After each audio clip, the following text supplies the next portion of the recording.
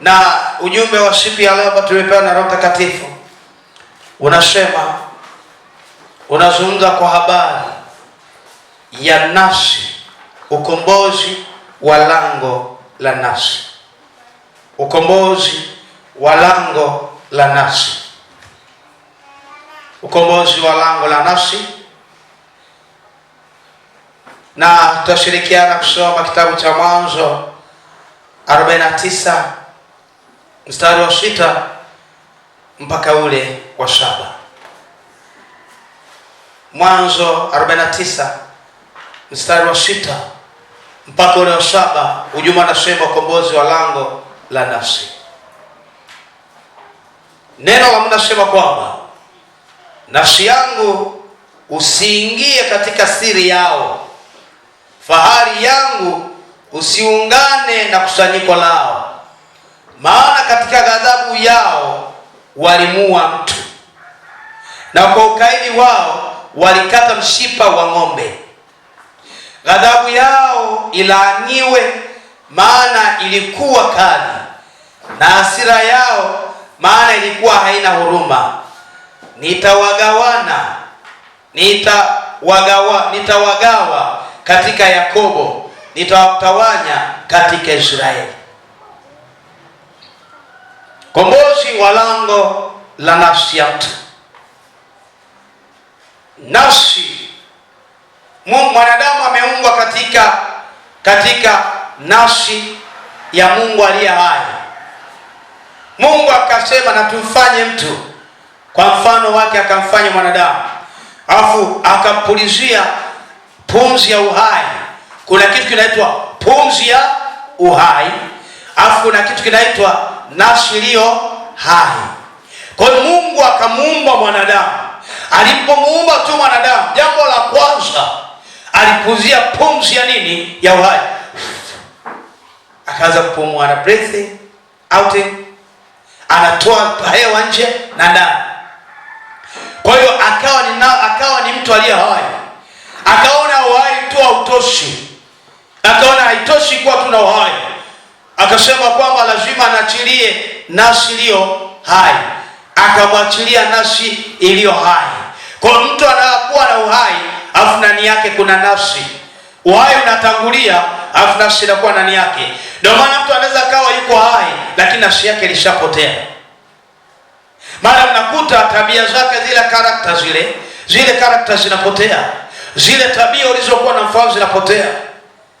Yuko hai, anatembea, ana pumzi ya uhai, lakini nafsi yake tayari ilishauzwa. Nafsi yake haipo tena, nafsi yake ilishapotezwa, haipo. Ndio maana akaona kwamba lazima malango ya nafsi yakombolewe. Kwa hiyo unaweza ukawa unatembea na uhai, lakini ndani yako nafsi yako ilishapotea. Ndio maana unakuta dhambi inamlemea mtu, zile tabia zinaingia ndani yake, kwa sababu ndani yake nafsi yake imeshapotezwa. Mungu akasema katika vitu vitatu: Mungu Baba, Utatu Mtakatifu. Mungu Baba, Mungu Mwana, Mungu Roho Mtakatifu. Kwa hiyo ana nafsi, ni nafsi Roho Mtakatifu, nafsi ya tatu ya nani? Ya Mungu. Kwa hiyo ninaposema nafsi, tunaweza kufananisha nafsi kwa mwanadamu ni kama memory card. Memory card ambayo inatunza kumbukumbu. Memory card ya Mungu kwa wanadamu sio uhai. Ndio maana uhai leo mtu anakufa, anazikwa, hana shida na uhai, ana shida na nafsi iliyo hai. Sawa, kufa ni lazima tufe. Pumzi inakata, anaitoa yeye mwenyewe, lakini nafsi ya mtu haifi. Kwa hiyo maana leo mtu anaweza akawa amekufa huko kwenye jeneza, analiona kaburi lake kabisa. Wanasasa walishasema mtu anapoanza kufa anaanza kufa kidogo kidogo, anaanza kufa kidogo kidogo. Anayekufa hakuangalia usoni. Ukiona mgonjwa anageuka anakuangalia, anaona hivi, ujue kwamba tayari anaanza kuona vingine katika ulimwengu wa roho, spiritual, kwamba hayupo na wewe, tayari yuko kwenye sayari nyingine, kashaanza kuondoka kidogo kidogo. Na siku kiona amepiga msosi, alikuwa anaumwa sana, afu akaza akashiba, mkasema nilimwacha jana amekula vizuri, unajua kwamba hapa labda inawezekana niondokeeni, anaweza akakata moto. Umesikia hizo habari? Jana tuliongea naye tena, aliyenyanyuka akaongea yeye. Hiyo ni nafsi, yani ni roho iliyo hai ilikuwa inasema na nyie kuaga. Angalau nipige msosi wa siku za mwisho mwisho, lakini siku zote kwa uwezo. Kwa hiyo angalia, mwanadamu anapokufa, kinachokuwepo kwenye jeneza ni mwili tu uliokufa, ambao pumzi ya uhai ilishaondoka. Lakini nafsi yake kama iko hai, inaangalia lile jeneza, inauangalia na mwili wake, mwili ule ambao ulitunza nafsi. Ile nafsi inauangalia mwili, inauambia ewe mwili, umesababisha, ametenda dhambi, amekufa kwenye dhambi, kwa hiyo mimi naenda kuchambuliwa na Mungu.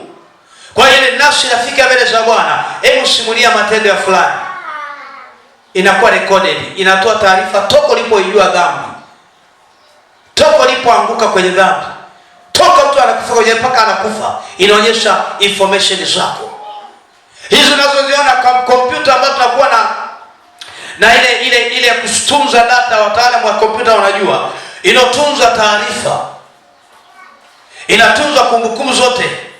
Kwa hata Mungu wetu kuna kitu ambacho ni nafsi, kinakunza kumbukumbu zako zote, toka unazaliwa mpaka unakuwa, mpaka unakufa, inaenda nasimama mbele za Bwana.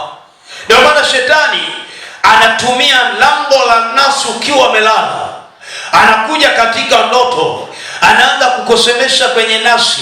Hasemi kwenye uhai, anasema kwenye lango la nafsi. Sababu nafsi untouchable, unliquid, huwezi kukusa wala kushika, ni spiritual, ni kitu cha kiroho, huwezi kukigusa. Kwa anakuja kwa njia ya ndoto, anakusemesha. Na wengine walikula mkate, walikula chai, walikunywa soda, walilishwa vyakula kwa njia ya ndoto. Hiyo ni nafsi inalishwa. Eneo kama nasema hivi, mchawi anaposafiri kwenda kuloga, haondoki na mwili wake, ila anaondoka na nini? Nafsi. Anaitoa nafsi kwenye nini? Kwenye mwili wake. Kwa hiyo shetani anaweza akatumia nafsi ya mtu kama mchawi, akaitumikisha kwenye lango la uchawi. Kwa hiyo nafsi yako inaweza kachukuliwa, wakavaa kivuli cha kwako, wewe ukaonekana mchawi. Unaonekana kabisa uko mahali unawanga kwenye kitanda nyumbani kwa mtu, na mbaya zaidi ile nafsi inakujaga na kile kivuli cha picha yako. Hata kama picha imelala nyumbani, kivuli kimelala nyumbani, gogo limelala. Bwana Yesu asifiwe. Kwa hiyo tunasema hivi, ili mtu aweze kufanikiwa, lazima uwe na tabia ya kukomboa lango lako la nafsi. Nafsi inakombolewa kila siku. Zaburi 23 mstari wa 3. Zaburi 23 mstari wa 3 nasema, hunihuisha nafsi yangu na kuniongoza. Nafsi yako inahuishwa na kuongozwa kila siku katika njia za haki katika jina lake. Nafsi ikichafuliwa, mtu hapendi ibada tena, hapendi tena kuwa na Yesu, hapendi tena kuwa na Mungu ndani yake. Maana nafsi ikichafuliwa, magonjwa yanaingia kwenye lango la nafsi. Unaota umelala huko hospitali, unapigwa sindano na manesi. Kama hujavuja ile lango la nafsi, utegemee kuumwa hicho walichokipanda. Lazima ingie kwenye maombi ya kuvunja na kuharibu. Bwana Yesu asifiwe. Bwana Yesu asifiwe. Lazima uondoe hizo madhabahu. Maana katika ulimwengu wa roho, nafsi yako umeonyeshwa na umwa au umepata ajali, mko ajali mbaya sana, ni Mungu tu anaonyesha taarifa namna ambayo shetani anatengeneza katika ulimwengu wa roho. Shetani ana tabia kutengeneza picha. Akishatengeneza picha, anatengeneza mauti. Mara ghafla unashangaa yule mtu ameshapata nini? Ile amepata mauti, kuna kitu kinatokea ndani yake. Anasema, nafsi yangu isiingia katika siri yao. Kwa hiyo nafsi ya mtu inaweza ikachukuliwa, ikapelekwa katika siri yao, ikatumikishwa kwenye siri zao za uchawi, siri za uganga, siri za ushirikina. Ile nafsi ikashirikishwa kule.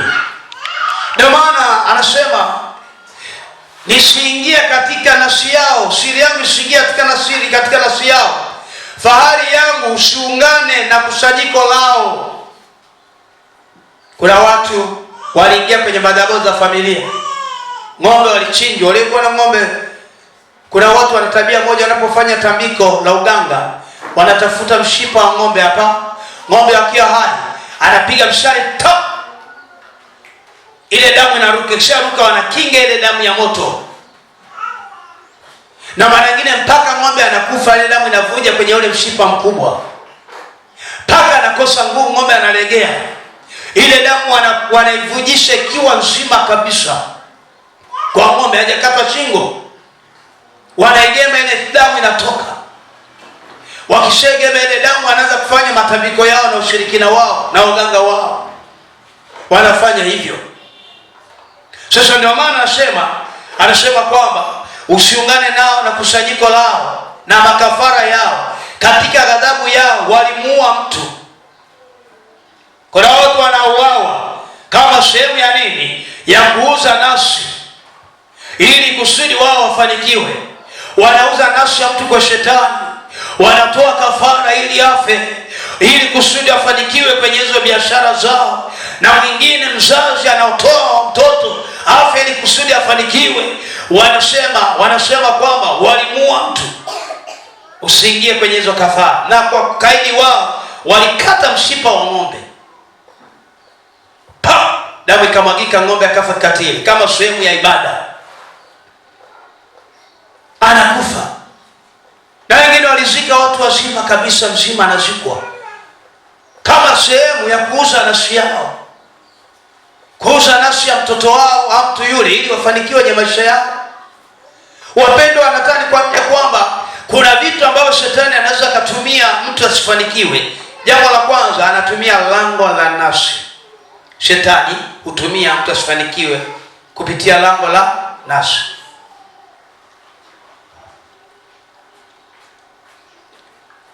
Jambo la pili, anaharibu njia ya nafsi. Kuna mlango na njia, ili usiende sawa sawa, ili kutane na watu ambao sio sahihi kwenye maisha yako, ukutane na watu ambao sio sahihi kwenye maisha yako.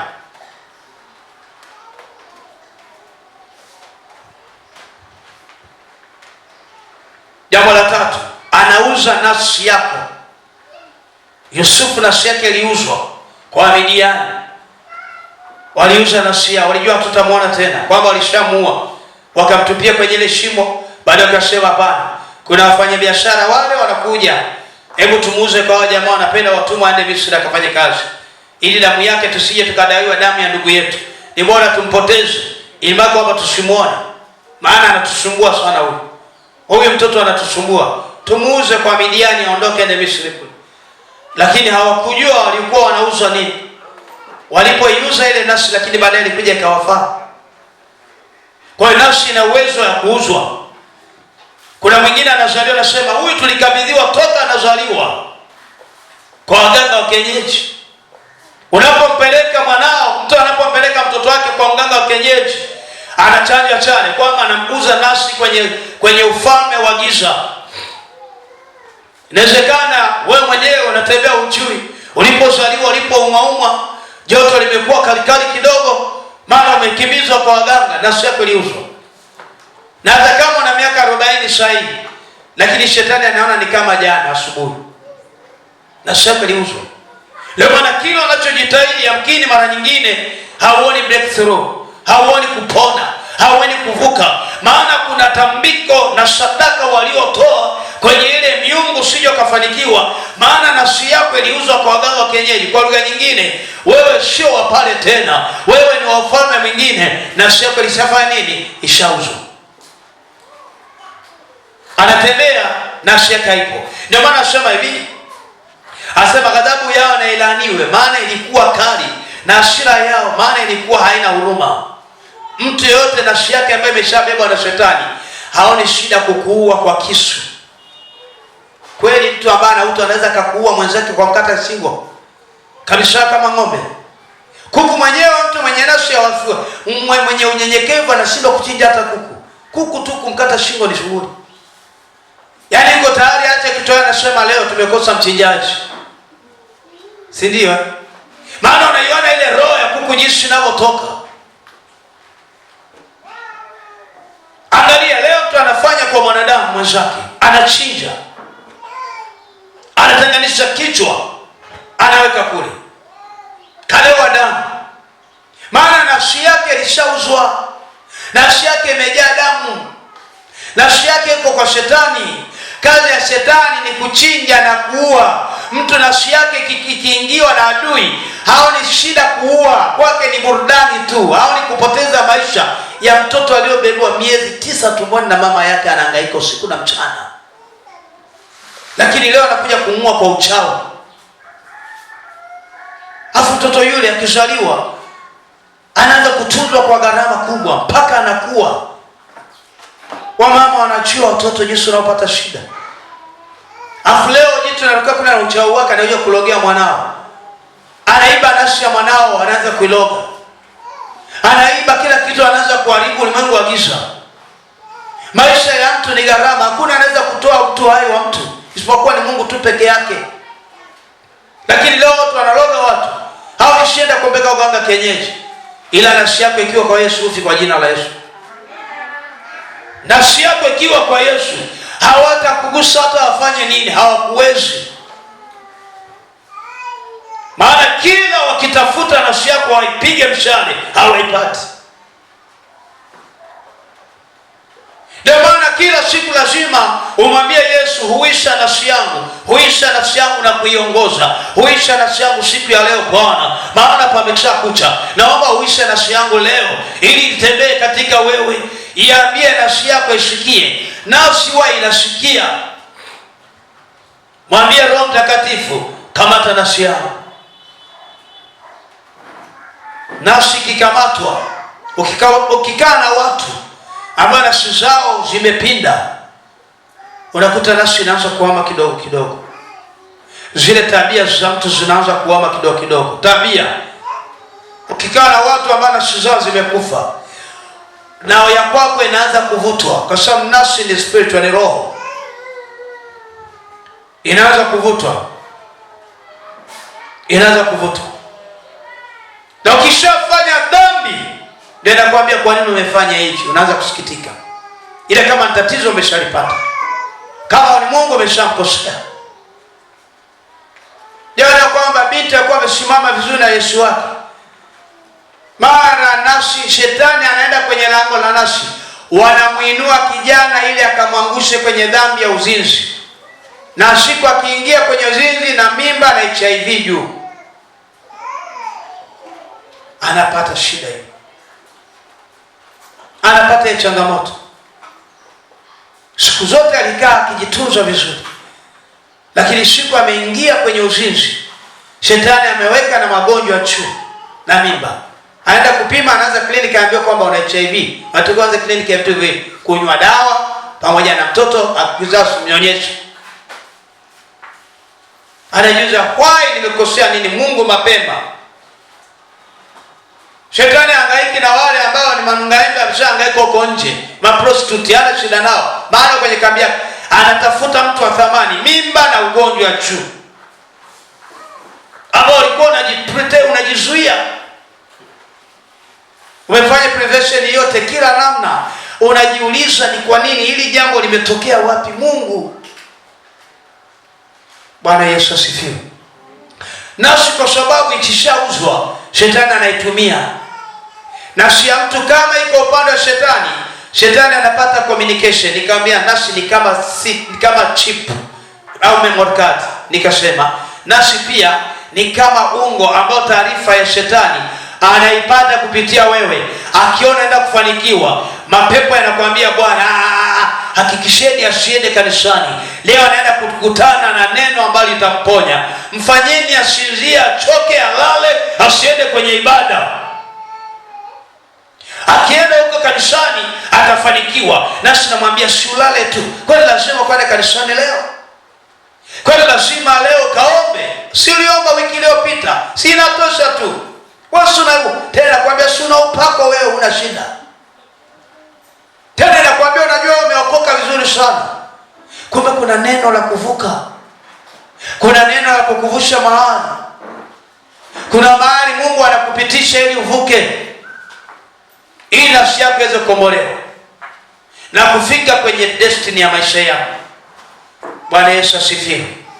Kwa hiyo shetani huwa anapata taarifa moja kwa moja, anajua fulani yuko wapi, unaenda kula nini, una maisha gani. Yamepewa taarifa ya kuue, yamepewa kazi ya kuue. Yale mapepo yanakufuatilia kila unapopita, yako na wewe, yanakufuatilia kwenye kona, yanatembea na mtu huyu. Kwa hiyo yana taarifa. Ndio maana ni muhimu sana kufanya disconnection ili nafsi yako iwe hai. Fanya disconnection, kata mawasiliano.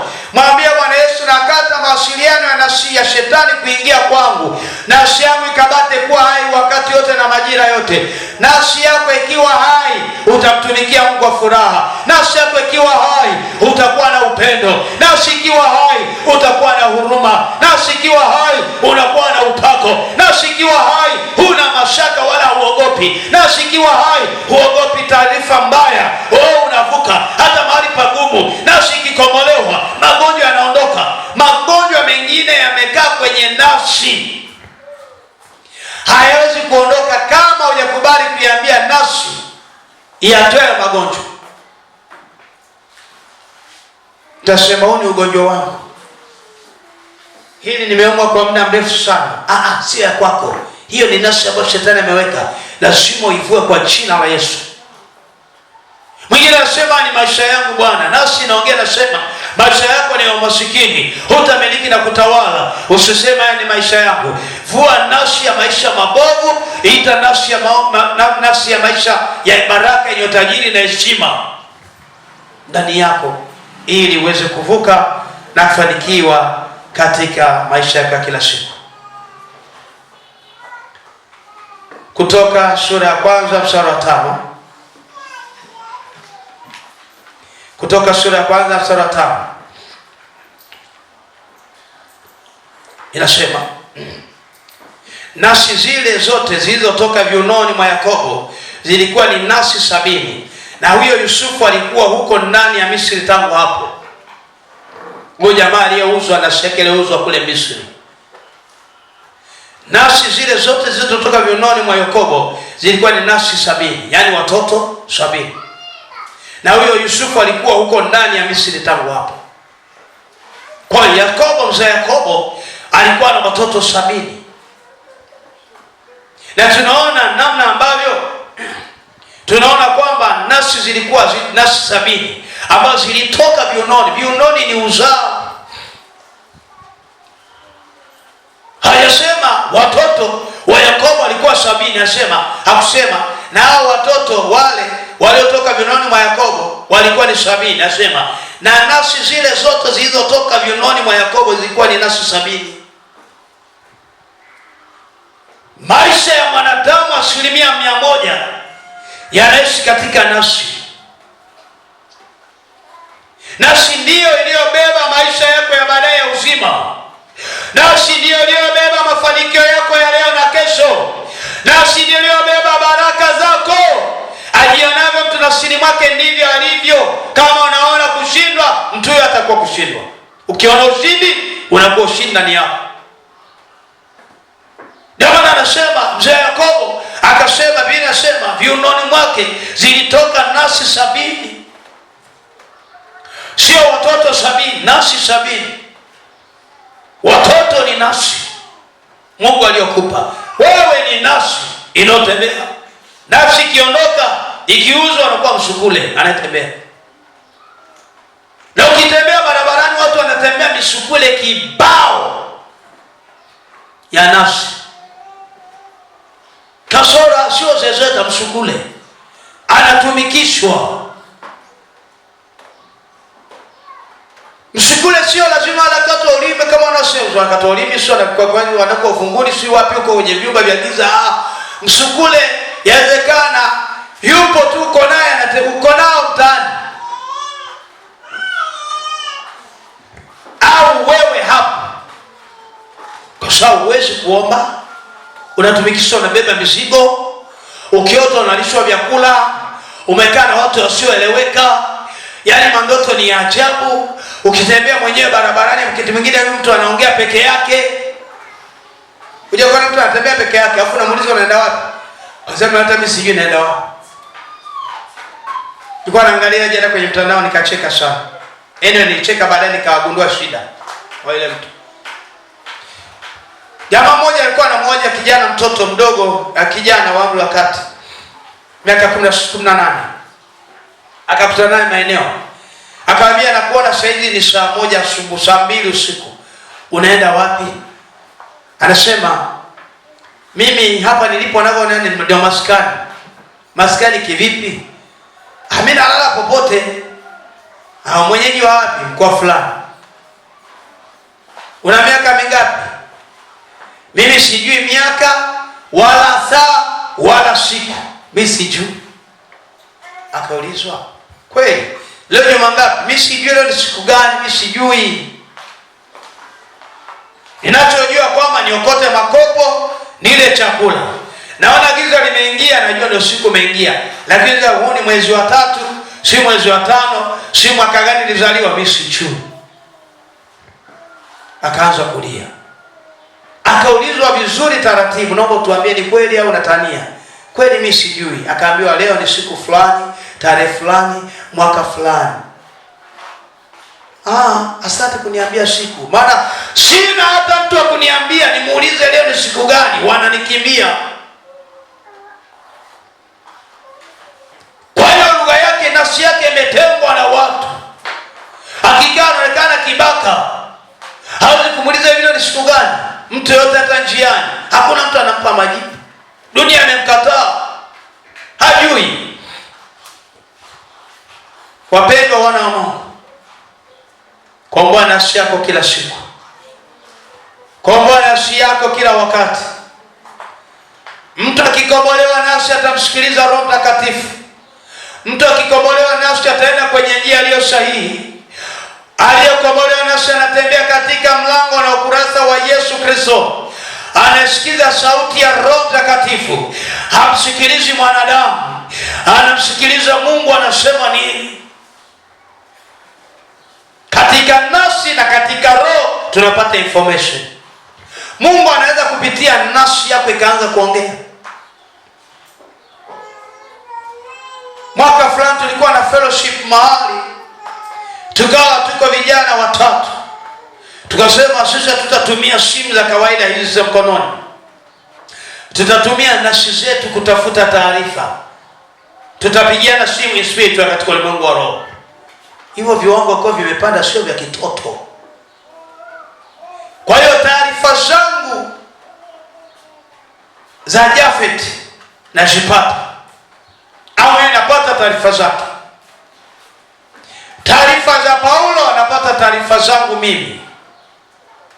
Nikiongea katika ulimwengu wa roho nikasema fulani fulani fulani fulani, kesho tukutane sehemu fulani Mwenge, tunaenda Bagala kwenye huduma saa 3. Hiyo connection sio kawaida. Kuna mtu anielewe ninachosema? Kusema kwa kiongozi wao, tumepata taarifa kesho tuende kwenye maombi. Na tukakubaliana taarifa yote utakayoipata uishikie na uielewe, ili Mungu ajue kwamba tayari unaelewa wanachokisikia. Nikaita katika ulimwengu wa roho simu ya kiroho. Nikasema kwa Jafe, nikasema kwa Paulo, nikasema kwa Jonathan. Asubuhi mimi kwenye mida ya saa 4 nikasema saa 4 tukutane pale. Nafika saa 4 pale Lufungira, nikamwona Jafe amekuja na begi. Nikamwona huyo mwingine asema nyinyi mtanikuta mawasiliano. Mwingine asema nyinyi mtanikuta kusema kwa nakaa maeneo ya Gongo la Mboto. Mtanikuta nimesogea maeneo ya Sabasaba. I say. Hapo tunaongea kwa simu sasa. Nikamwambia walipata information vipi? Ilikuja kwenye ndoto, unanisemesha katika ulimwengu wa roho. Nikajua na nikaamka nikaomba nikaweza pata sema ndio. Na mwingine akasema hivyo hivyo. Kwa tuliishi maisha yale ya taarifa. Siku moja jamaa kaomba vibaya, alikuwa dishi limeyumba, lazima uwe vizuri. Alipoomba vibaya akajisikiliza yeye, sisi network haikupatikana. Kwa haiwezi kuja kama ulikuwa dishi limeyumba, umegombana na mke, umegombana na biazani, ulikuwa na kaugomvi fulani, yeye alishatutangulia kutoa mbele miaka ya nyuma kidogo. Akapiga simu, twende mahali Kigamboni, hatukupata. Tumelala, ndio baadaye apiga simu, kwani mjasikia simu ya Ron? Kaambia basi hoja kazi na wingu. Asema ni kweli jana nikwazika. Kwa hiyo tuahirishe kwa damu na nyama, tuende kesho. Kwa hiyo hii ilikuwa inaenda nafsi ikiwa imekomolewa, na una uwezo wa kupata taarifa katika roho. Ndio maana lazima viwango vyako vya kiroho vikipanda, nafsi yako naye inapanda, unapata information, unapata taarifa kutoka mbinguni. Sio Roho Mtakatifu, nafsi yako inakusemesha. Siku nikamuuliza Mungu, tunaenda misioni kuhubiri, tunafanyaje kupata vyombo? Roho Mtakatifu akaniambia nitakuja, ongea katika nafsi. Nikasema katika nafsi, nikamsemesha yule mtu katika nafsi, nikaomba kweli kweli, tukaomba kweli kweli. Nikamwambia Mungu asante, wewe wajua ni nani, wajua, lakini najionyesha ni fulani. Ila kaniambia tayari umeshapata chombo cha kwenda kuhubiri misioni, napoenda kwenye mkutano wa Injili. Fika mahali, nimemaliza huduma mahali fulani, yule mtu akanipigia simu, kwa wapi? Niko sehemu fulani, naweza tukaonana? Ndio, karibu. Akachelewa sana, kaja mpaka saa 4 kasoro usiku, saa 5 kasoro. Nikamsubiria mpaka amekuja, tukashirikishana mali matatu, tukaomba pamoja. Nikamwambia naenda kuhubiri Injili mahali fulani. Kwa hiyo bwana, kule kuna changamoto moja mbili, namuelezea tu kama story, kama rafiki yangu. Anasema mtumishi, naomba hilo la speaker moja na hiyo nani na hiyo mixer nibebe mimi kwa gharama zangu mwenyewe, na anakutumia sasa hivi. Ni kiasi gani? Nikamwambia kadhaa. Asema sasa namba yako ya simu nitume kwenye namba hii na hii na hii. Akaingiza 1 milioni na kitu kwa ajili ya kununua vyombo. So sikuanza kuomba katika damu na nyama, nilianza kwenye nafsi. Watu wengi wanaomba katika damu na nyama kwa machozi ya mwilini. Anaomba katika uhai unaoharibika, anaomba katika mwili wa uhai unaoharibika. Tena anaomba vitu vya mwilini, sio vya rohoni. Analia kwa sababu ya vitu vya mwilini, sio vya rohoni.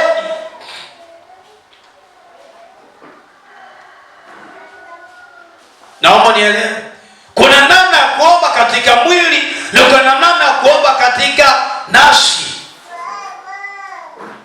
So ukisema na nafsi yako ikiwa salama, ni moja kwa moja unagusa, yani hii nafsi haiendi kwa Roho Mtakatifu, inaenda moja kwa moja, ni digital. Wale mtandao wa kisasa digital. Unaona hata mixer hii sasa hatutumii tena kuchomeka si nini ile, weke flash ipo unaweza kaweka, lakini ni digital. Nini wanaita hii? Unatumia nini? Unatumia Bluetooth. Sorry, ime advance. Hauchomeki tena miwaya. Ukibonyeza tu hapo unaweza kupiga pale.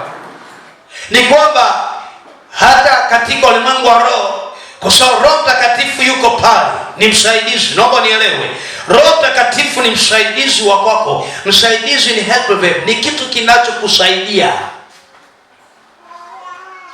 Mungu Baba, Mungu Mwana na Roho Mtakatifu, yeye ni msaidizi, ni mwalimu, mkumbushaji, kataza dhambi, mwonyaji, mwonaji, msemaji, mtoa taarifa, habari njema, mbaya na nzuri, anakupa information. Lakini nafsi ina uwezo mkubwa sana, kwa sababu hiyo ni moja kwa moja iko connected, is spiritual connected, yani imeunganishwa kutoka kwenye receiver ya mbinguni kwa Mungu mwenyewe. Unapoomba ni Yesu anasikia pale pale, sababu prayers anaweza akajibu au akachelewa au akawahi. Nasema maombi ni kitu tunachokipeleka ambacho kinaweza kikakubaliwa akakataliwa au kiachukua muda mrefu. Lakini unapoomba katika nafsi ya kwako, umeimimina nafsi yako, naambia nafsi ungulio hai, nenda kwa Baba ukamwambie magonjwa haya yananitesa, maana wewe nafsi umepokea magonjwa afu yamekaa kwenye mwili wangu. Ndio maana kwa nini kama kuna wakati uliuma sana, mara ghafla ulipokuwa unauma kitu kimekung'ang'ania, mara unapoomba katika mwili hakiondoki. Naita damu ya Yesu, bado kinang'ang'ana tu, sawa kitaondoka kwa muda, lakini naita bado kinang'ang'ana. Damu ya Yesu imaanisha itoe, inatoa, lakini bado kinasubiria. Lakini usema lango la nafsi, ugonjwa uliopita kwenye lango la nafsi ambao uko kwenye mwili wangu sahihi, na kuamuru kwa mamlaka niliyopewa na damu ya Yesu katika nafsi yangu, toka. Nilikuwa naongea na Mesha, nikamweleza yaliyonikuta. Nikamwambia niombea, sema sawa. Kila nikijitahidi shida bado iko pale pale. Nikamwambia hapana, mbona msijawahi kuchukua muda mrefu kitu kining'ang'anie kwa dakika zote hizo, karibia siku 1.5? Akaniambia shida wewe unaomba katika kukemea katika mwili ili atoke kwenye damu na nyama, nenda wewe wametumia nafsi. Ndio maana akanipa ufunuo wa ukombozi wa lango la nafsi. Nikakemea katika lango la nafsi, ule udhaifu ukaondoka huko mpaka sasa. Vinaondoka, vikaondoka vyote. Magonjwa mengine utakunywa dawa, utapimwa, mengine yataonekana, mengine ni yameingia kwenye lango la nafsi. Lazima uiambie nafsi yako, ewe ugonjwa uliokaa kwenye nafsi ya mwili wangu, toka. Vinaondoka. Bwana Yesu asifiwe. Bwana Yesu asifiwe. Nafsi yako ikihuishwa na Yesu Kristo, kila kitu kinakuwa salama. Ukiwa na nafsi salama, hata ulimwengu wa giza kuna wakati hautakuona. Utapishana na watu wabaya, hawatakuona. Na wakati mwingine naomba Mungu nibadilishe, nitembee katika nafsi, nitembee katika iliyo hai.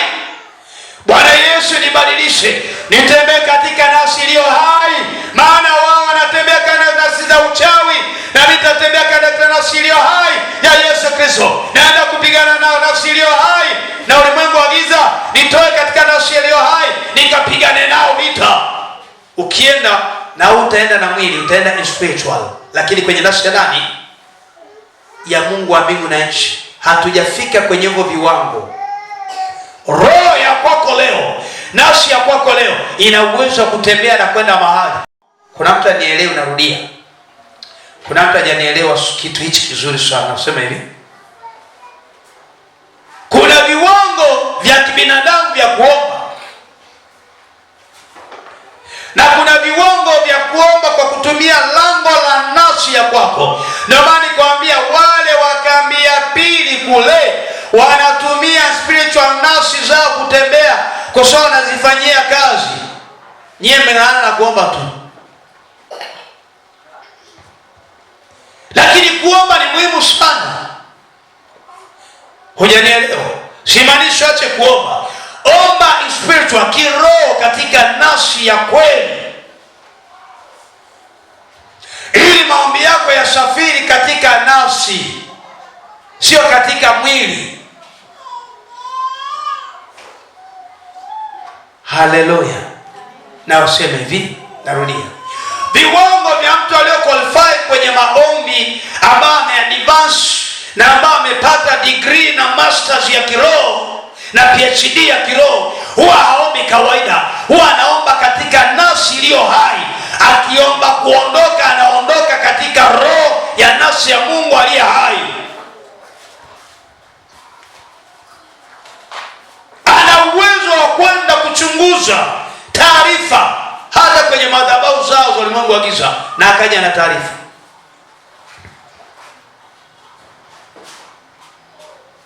Na ukawapita wasikuone, kwa sababu nafsi yako inaongozwa na Mungu aliye hai. Sababu nafsi sio mwili, nafsi ni roho. Kuna mtu hajanielewa.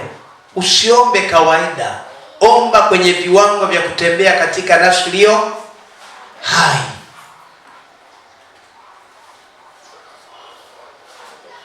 Ukikaa na Yesu vizuri atakuita mchawi, maana unaweza kupita mahali wasikuone.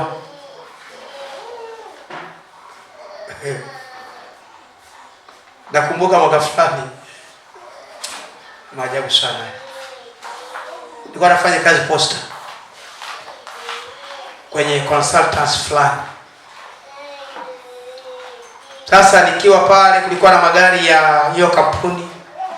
Mimi nilikuwa nashughulikia mambo ya kulipia na nini, kuangalia kila kitu, document zote na maeneo tuliyopita, kukagua my consultants zote zile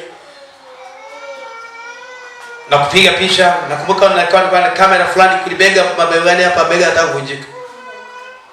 Nachukua information, nachukua na kapicha kamera, mkanda wa video. Baadaye tunaingiza kwenye kompyuta na mtaalamu, tuna edit, tunapata, tunatuma. Siku moja sasa nikawa nimetumwa kwenda kulipia. Nilikuwa kama na 500,000, 600,000. 2000, nakumbuka ni 2004 ya 2005. Wakati naenda sina fedha mfukoni, afu nadaiwa kodi na mwenye nyumba, na ameniambia kesho na kutolea vitu vyako nje. Nikaambia Mungu, mimi nadaiwa 3.5 hapa na 500,000. Huwezi kutengeneza wala deni tu likafanyika kule kana limelipwa kwenye mtandao kule. Nikawa nimefika roundabout ya Salamu na Metpale, naenda sasa pale Mnazi Mmoja, naenda ni ofisi zilipo pale. Nikaambia Mungu, wewe tena kwa nimevaa shati jeupe na suruali nyeusi, ndio kwa uniform zetu. Nimetembea na makabrasha yangu nimebeba. Mungu, huwezi kubadilisha hichi Baba. Mshahara wangu ni 80,000 kwa mwezi, bado haitoshi, na hapa nadaiwa hela nyingi namna hii. Nimefika mahali nikaonyesha zile document dirishani pale, nikaambia mniangalie, gari hii imelipiwa, na hii imelipiwa, na hii kitu gani fulani imelipiwa. Niendelea niulize hivi. Akaniambia namba fulani, mbona isha invalid tayari, ishalipiwa, iko invalid. Na hii gari nyingine tata, mbona na hii imeshalipiwa? Na hii kitu fulani, mbona zote tayari zilipiwa siku moja? Nikamwambia madam, unaweza kuniruhusu nije niangalie huko? Naweza kama nasoma gari za namba nyingine, nasema nakuruhusu pita ndio kujua angalia kompyuta. Kuangalia nikafuata, ni kweli imelipwa na tarehe na kila kitu. Akaprint tu receipt yote akanipa. Afu natoka mlangoni, namuuliza Roho Mtakatifu, ndio hiyo ulioniambia naenda kulipa kodi? Asema ndio. Kwa ni nani aliyolipa? Mimi nimelipa. Yesu anasema mimi nimelipa. Asema si mtumishi wangu, na jana umetoka kwenye mkesho ulikuwa unaniomba sana. Si uliomba katika nafsi iliyo hai. Kwa hiyo mimi nimekuja katika nafsi. Wewe haukuja katika mwili, umekuja katika nafsi, na mimi nimelipa katika nafsi. Sasa wengi mnapambana spiritual katika damu na nyama. Nikalipiwa leo. Ninarudi ofisini, mwambie yule mama, au ulimtuma mume wako kwenda kulipia, au ulimtuma mtu? Nikamwambia mama, una uhakika kwamba hamjalipa? Akasema hatujalipa kabisa, imbele hatujalipa. Kaambia okay, sawa, tufanye hivi. Wameniambia nene wiki ijayo Ijumaa. Haya sawa. Kaka, kweli namuuliza Roho Mtakatifu nifanyeje? Asema hiyo hela lipia nyumba. Nikamwambia yule baba, naomba nisubirie mpaka siku ya Jumamosi ijayo.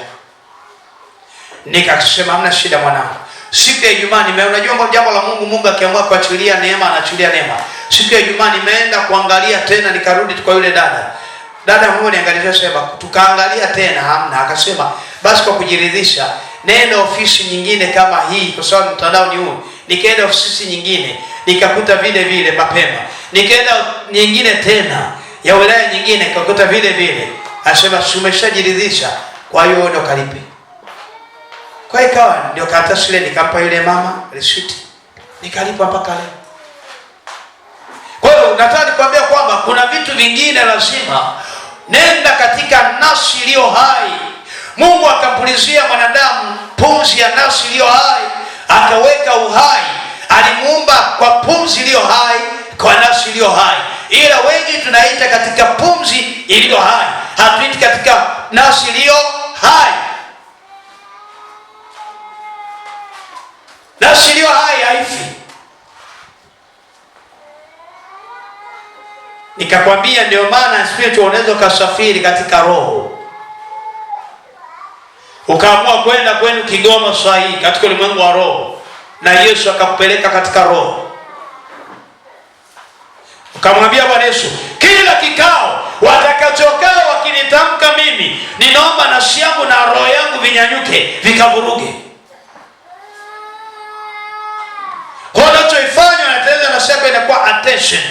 Wanapokaa kikao cha kuharibu maisha yako, mara nafsi nawaambia mnafanya nini? Hili jina kweli nimewakosea nini? Wanaanza kupiga kelele. Wakiangalia katika roho, wamelala nyumbani, mwili umelala. Wengi nafsi zao zinalala, hazitoki kwenda kufanya kazi. Yaani kufanya kazi kwa lugha gani? Yaani kuituma kwenda kufanya, kuleta nini? Kufanya upelelezi. Nafsi yako haipo hapo tu kwa ajili ya kuchukua matukio yako. Nafsi yako iko hapo kwa ajili ya kupata information, taarifa katika ulimwengu wa roho. Mungu akupe taarifa, ikapeleleze vikao vyao, ikapeleleze madhabahu zao, ikapeleleze ufalme wao, ikapeleleze taarifa zako kwao.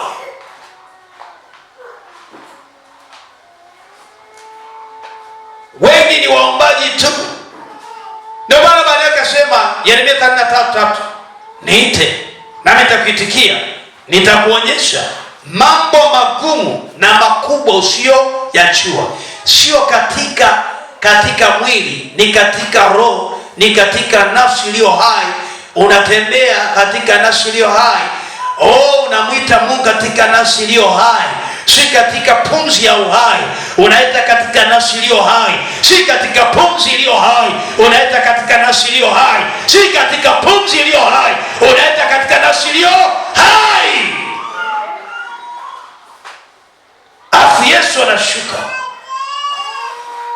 So wewe hauendi kwa analogy, unaenda digital katika nafsi iliyo hai. Mungu anasikia maombi yako. Tena anayetumia nafsi iliyo hai anajibiwa mapema. Mnashangaa mtu anavuka tu, anaenda anavuka kiomba, anabarikiwa, anapata information za watu. Leo nikisema nitumie nafsi yangu nikuskani katika ulimwengu wa roho, nitajua ulikuwa wapi. Siku moja tulikuwa chuoni kwa soma theology. Tulifundishwa jambo la nafsi na kuona katika roho. Tukawa tumesimama, mama mmoja akasimama na mimi. Kila mchungaji alikuwa anafanya huduma, tuone huduma za watu. Professor theology anasema connect. Unaona nini? Endelea kuona. Kanisa lote, watumishi wote tunainama chini, tunaanza kuomba kwa ajili yake, mbingu zifunguke, apate taarifa katika nafsi. Mara ghafla nikapelekwa kijijini kwa yule mama ambaye anasoma theology. Nikaonyeshwa mahali amefungwa. Nikamwambia, nyumbani kwenu umezaliwa tarehe fulani, mwaka fulani, na ulizaliwa usiku fulani, na aliyopokea mkunga fulani, na ndio maana mume wako leo mna mgogoro, hataki hata usome uchungaji, mnagombana kila wakati, hata leo hii mmegombana, mmepigana. Yule mama alipiga kunga, lilia, akatoka analia. Piga kweli, aligaragara. Yule mama alilia, asema ningekuwa na unanifahamu ningesema umefeki. Mpaka ile la kugombana na mume wangu ni kweli leo. Nimepigwa na ndoa lita 5 huko juu.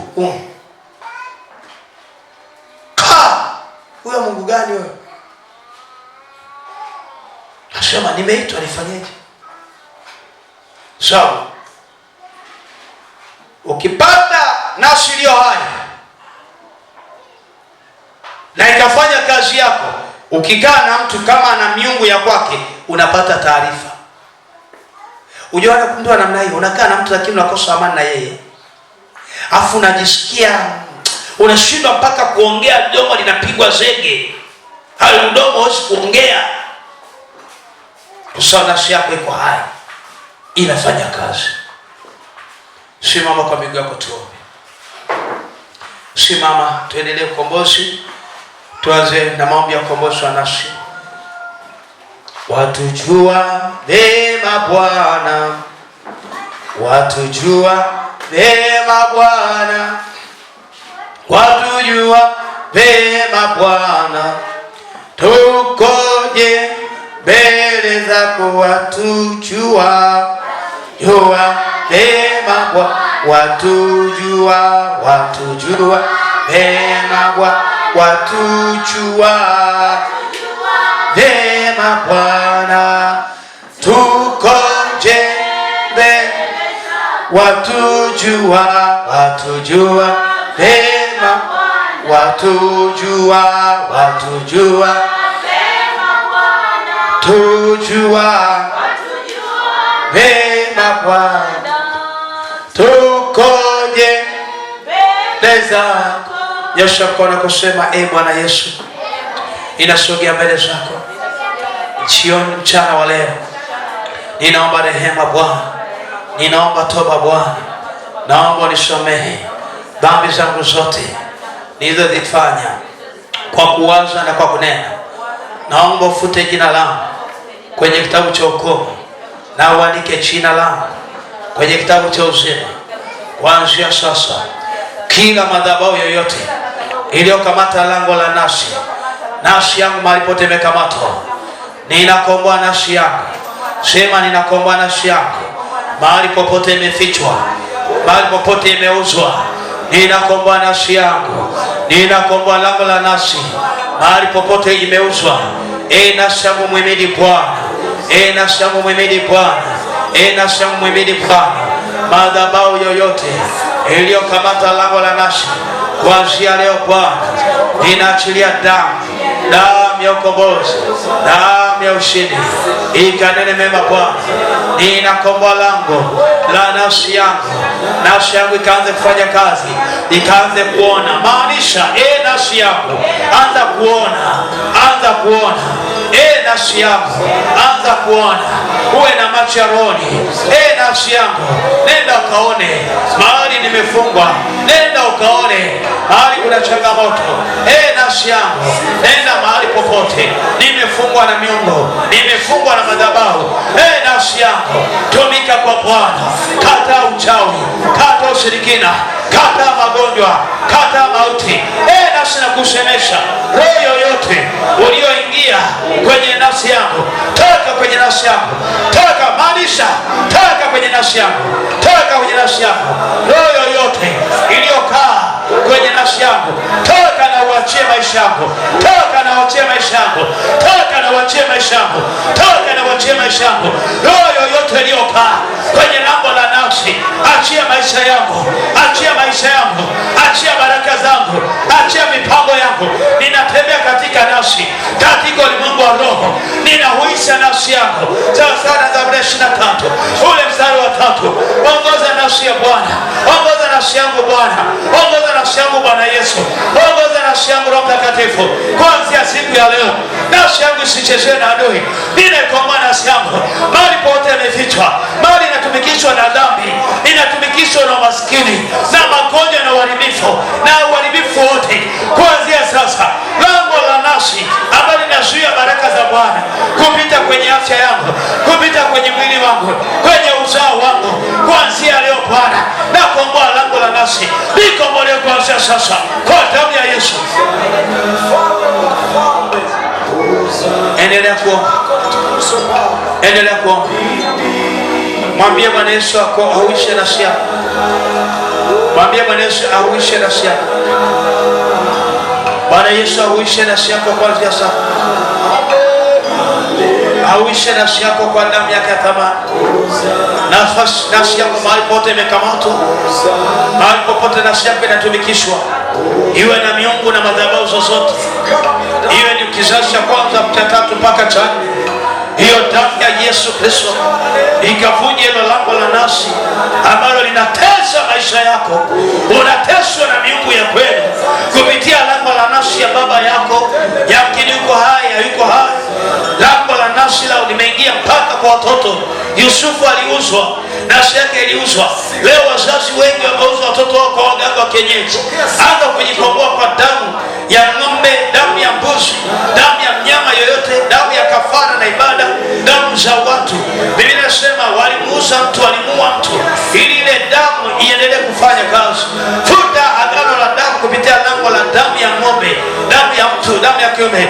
Tunafuta kwa damu yako Yesu, tunafuta kwa damu Yesu, tunafuta damu yako thamani. Ikapite Bwana, ikapite Bwana, damu yako isidi kapite. Hilo lango la nafsi likakomole kuanzia sasa. Hilo lango la nafsi, toka kwenye madhabahu ya miungu na mizimu, iachie maisha yako. Madhabahu za miungu na lango la kuzimu, iachie maisha yako kwa damu ya Yesu, kwa damu ya Yesu, kwa damu ya Yesu, kwa damu ya Yesu. Vunja na kuteketeza kwa damu ya Kalvari kila lango la madhabahu ya miungu na madhabahu wanaotesa nafsi yako. Tunapiga tunakomboa nafsi, kila madhabahu ya uchawi waliokamana nao kamata nafsi wakapitisha magonjwa, tunavunja katika ulimwengu wa roho. Kila magonjwa yaliyopitishwa, kila magonjwa yaliyopitishwa kwenye lango la nafsi kwenye mwili, tunavunja magonjwa yaliyopita kwenye lango la mwili, tunayaamuru yatoke. Hiyo magonjwa ya nafsi yaliyotengenezwa ya kiharusi, yani kiharusi, yani paralisi, piga katika ulimwengu wa roho. Tunayafuta kwa watoto wetu, tunafuta magonjwa ya HIV na paralisi, tunafuta magonjwa ya vifua na ini na figo katika ulimwengu wa roho kwa nafsi. Tunafuta magonjwa feki yaliyotengenezwa na kuzimu, tunafuta kwenye nafsi ya lango nafsi. Damu kina ametengenezwa, tunakemea nafsi ya magonjwa yaliyoingia kwenye mwili wako, tunakemea kwenye mwili huu magonjwa yaliyoingia. Toka. Wewe pekee unastahili kuimbiwa. Oria masada ya masa. Damu yako thamani kanene mema. Damu yako thamani kanene mema. Damu yako thamani kanene mema Bwana.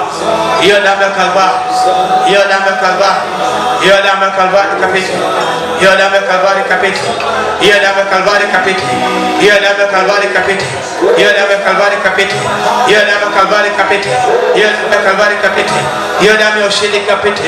Ikavunja madhabahu zao, ikavunja kuanzia sasa hizo madhabahu zao kwa damu ya Yesu Kristo. Madhabahu zao zivunjike kwa damu ya thamani. Waliopitisha miungu kwenye maisha yako, waliopitisha nafsi yako kuharibika, ninavunja hizo roho, ziachie maisha yako kwa damu ya Yesu Kristo, kwa damu ya Yesu Kristo. Ninatamka ukombozi wa damu ya mwana kondoo, inatamka ukombozi wa damu ya Yesu, inatamka ukombozi wa damu ya Yesu Kristo. Natamka uzima ndani yako, natamka uzima ndani yako, natamka uzima ndani yako, natamka baraka za uzima ndani yako kwa damu ya Yesu Kristo. Ninatamka ushindi ndani yako kwa damu ya Yesu Kristo. Natamka ushindi wako kwa damu ya Yesu Kristo. Baba, nakuomba nafsi yake katika jina la Yesu. Baba, huisha nafsi yake. Baba, huisha nafsi hii, huisha nafsi yake Bwana, nafsi yake Bwana, nafsi yake Bwana ikabarikiwe. Nafsi yake ishainue, nafsi yake ishainue tena, nafsi yake kaanze kuona, nafsi yake kaanze kuona, nafsi yake kaanze kuona, nafsi yake kaanze kuona, nafsi yake kaanze kuona, nafsi yake kaanze kuona, nafsi yako hiyo na macho ya kuona sasa. Mahali popote imefungwa nafsi yako, ikaanze kuona, ikaanze kuona, ikasafiri katika roho na kuona baraka zote na kuona watesi wako. Heri ya mashaka ya masaka, tunafungua macho ya lango la nafsi. Heri ya mashoke yaba, ukaanze kuona information zako, ukaanze kuona taarifa zako. Bado amekufunga kwenye hizo madhabahu, bado amekufunga kwenye hiyo misimu, bado amekufunga. Ora masaka yaba. Asante Baba kwa upendo wako. maana nafsi zetu zimeokoka na utego wa mwidaji. Tunaona kwamba nafsi zetu azifunika kwa damu ya thamani, zikaokoke nafsi. Nafsi ya mtu mmoja iokoke, nafsi ya mtu mmoja iokoke, nafsi ya mtu mmoja iokoke sahihi, nafsi ya mtu mmoja ipate wokovu wa kweli, nafsi ya mtu mmoja ipate wokovu wa kweli, nafsi ya mtu mmoja ipate wokovu wa kweli, nafsi ya mtu mmoja ikaponye roho yake na mwili wake. Jina la Yesu, kwa jina la Yesu, kwa jina la Yesu, kwa jina lako Yesu. Asante Bwana, asante Yesu, asante Bwana kwa upendo wako Bwana na kwa uwezo wako Bwana. Jina lako liinuliwe, jina lako libarikiwe. Unastahili sifa Bwana. Baba, nakutegemea. Nafsi zetu zimekombolewa kwa damu ya Yesu. Amen.